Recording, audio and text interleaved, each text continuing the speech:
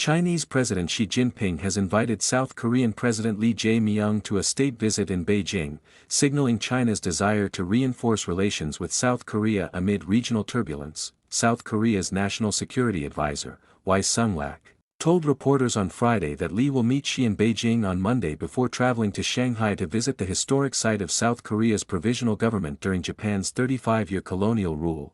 Wai said the leaders are expected to discuss including supply chain investment, tourism, and responses to transnational crime, according to Yonhap news agency. Lee is also expected to persuade China to take a constructive role in achieving a breakthrough in resolving issues on the Korean Peninsula. Wai added, it will be the second meeting between Xi and Lee in just 2 months, in what analysts have described as an unusually short interval, reflecting Beijing's interest in bolstering ties before the next meeting between the leaders. Relations between China and Japan remain at a low point after Japanese Prime Minister Sanai Takaichi suggested in November that a hypothetical Chinese attack on Taiwan could provoke a military response from Tokyo. On Friday, Wai reaffirmed South Korea's position on Taiwan, saying the country does respect the One China policy and act in accordance with that position. The position acknowledges Beijing's view that Taiwan remains part of its sovereign territory, while allowing for separate ties. Wai Kong Jun-young, a professor of political economics at Hankook University of Foreign Studies, said China wants to emphasize South Korea's importance slightly more than before. China appears to have strategically decided that it would be better to have Lee visit China before South Korea holds a summit with Japan again, Kong told the Reuters news agency. For its part, the Lee administration has stressed its goal of restoring ties with China, which remains South Korea's largest trading partner.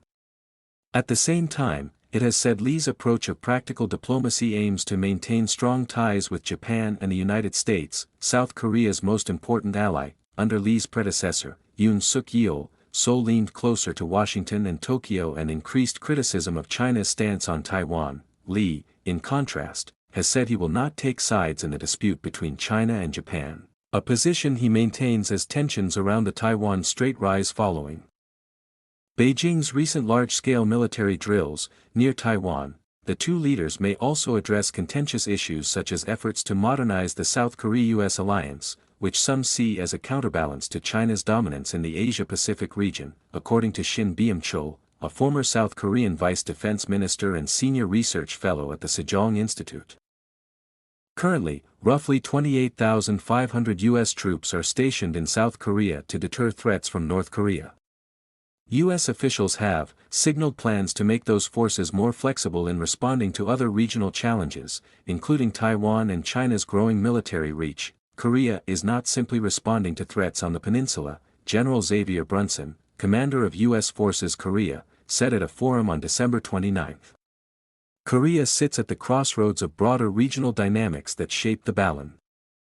As China remains North Korea's principal ally and economic lifeline, experts expect Lee to seek Beijing's assistance in encouraging dialogue with Pyongyang. North Korea dismissed Lee's outreach last year, calling him a hypocrite and confrontational maniac. China and North Korea have, in turn, continued closer coordination, with North Korean leader Kim Jong-un appearing alongside Xi at a major military parade in September.